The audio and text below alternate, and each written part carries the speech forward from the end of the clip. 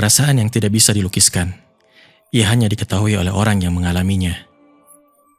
Subhanallah. Sungguh indah nafas-nafas kerinduan yang terukir oleh keindahan Baitullah. Qala ta'ala, wa atimmul hajja wal umrata lillah. Dan sempurnakanlah haji dan umrah hanya karena Allah.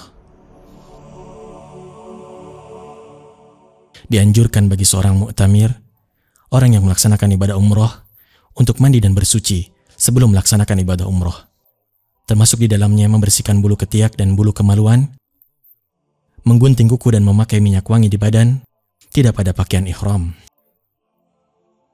Dengan kain putih seperti putihnya lembaran kertas yang kosong dari berbagai dosa, seorang yang melakukan ihram memakai sarung dan selendangnya.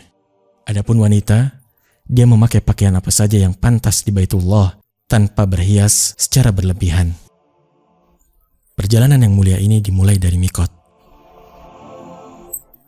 Setiap jamaah akan melewati mikot dalam perjalanannya menuju Mekah. Mikot-mikot tersebut adalah sebagai berikut.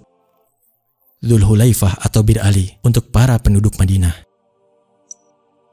Al-Juhfah atau Robiq bagi penduduk Syam. Qarnul Manazil atau As-Sailul Kabir bagi penduduk Najd. Yalamlam atau As-Sa'diyah bagi penduduk Yaman. Dzatu Irq bagi penduduk Irak.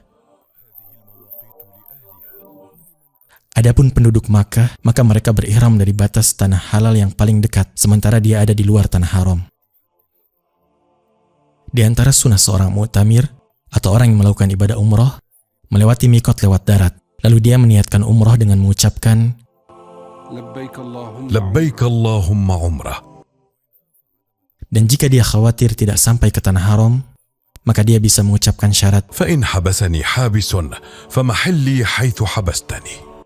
Adapun orang yang melewati mikot lewat udara dan lautan, maka dia wajib berniat ihram ketika melewatinya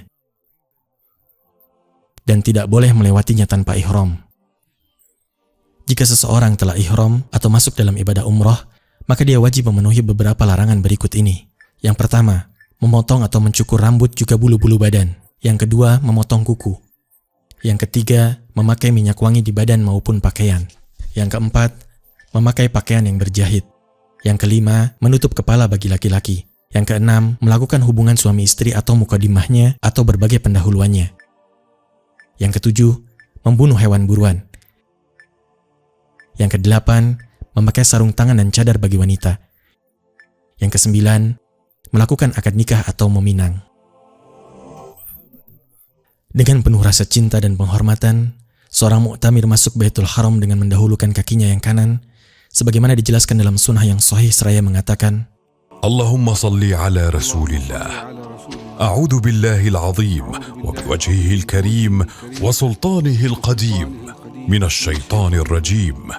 Allahumma aftah li abwaab rahmatik.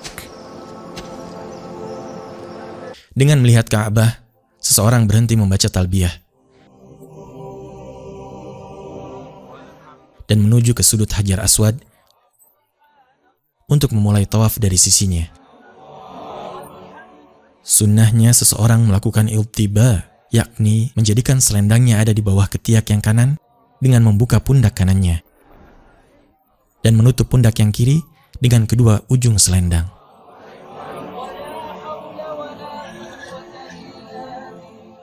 Kemudian dia memulai tawaf dari selurusan Hajar Aswad seraya berisyarat dan mengucapkan Allahu Akbar. Allahu Akbar. Disunahkan baginya mengusap dan mencium Hajar Aswad jika hal itu tidak menyakiti orang lain karena berdesakan. Jika dia tidak mampu, maka cukup dengan menyentuhnya memakai tongkat atau yang lainnya, dan ia mencium tongkat tersebut. Jika tidak mampu mengusap juga menyentuhnya, maka cukup dengan isyarat tanpa mencium tangan yang digunakan untuk berisyarat. Agar tawaf itu sah, maka seorang muslim disyaratkan melakukannya dalam keadaan suci, baik dari hadath asghar maupun akbar, karena tawaf itu seperti sholat, hanya saja diperbolehkan padanya berbicara. Tawaf itu diawali dari Hajar Aswad, sampai sempurna 7 putaran, yang berakhir pula di Hajar Aswad. Dalam kesempatan tersebut, seyogianya seorang muslim menyibukkan diri dengan doa dan menjauhi perdebatan, perselisihan, dan candaan. Karena ini adalah tempat yang agung, yang mana segala kesalahan diampuni, tempat dibebaskan dari api neraka, dan diangkat segala kebaikan. Bagi laki-laki dianjurkan untuk berjalan cepat pada 3 putaran pertama, sesuai dengan kemampuannya, tidak untuk wanita. Dan ketika melewati rukun yamani, maka dianjurkan untuk menyentuh rukun yamani dengan tangan kanannya jika mudah tanpa menciumnya. Dan jika sulit baginya hal itu, maka dia tinggalkan dan terus berjalan melakukan tawaf tanpa memberikan isyarat dan tanpa bertakbir. Antara rukun yamani dan Hajar Aswad, dia dianjurkan untuk membaca doa, ربنا آتنا في الدنيا حسنة وفي الآخرة حسنة وقنا عذاب النار.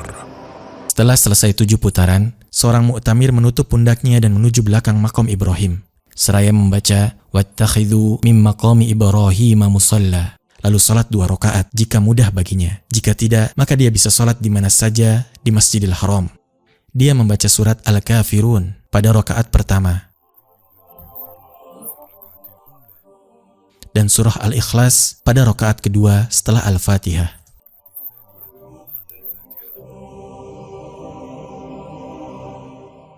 Setelah sholat, dia menuju tempat sa'i. Dianjurkan ketika itu, dia minum air Zam-Zam. Kemudian naik ke Bukit Sofa dengan mengucapkan, juga membaca firman Allah Ta'ala, نبدأ بما بدأ الله به تاليا قول الله تعالى إن الصفا والمروة من شعائر الله. Selanjutnya dia menghadap kiblat. Dia mengucapkan hamdalah dan takbir serta berdoa secara khusyuk seraya mengucapkan لا إله إلا الله وحده لا شريك له له الملك وله الحمد وهو على كل شيء قدير لا إله إلا الله وحده أنجز وعده ونصر عبده وهزم الأحزاب وحده. Bacaan tersebut dilafalkan berulang-ulang sebanyak 3 kali dan berdoa di antara bacaan tersebut dengan doa apa saja. Kemudian turun dari sofa menuju Marwah, seraya berzikir dan berdoa dengan yang bisa ia lakukan. Disunahkan bagi laki-laki untuk berjalan cepat antara 2 tanda hijau. Lalu sesampainya di Marwah, dia berdoa sebagaimana yang dilakukan di sofa tanpa membaca Al-Quran. Dengannya, dia telah melakukan 1 putaran dari 7 putaran yang mesti ia lakukan. Kemudian dia kembali ke sofa dengan cara yang sama.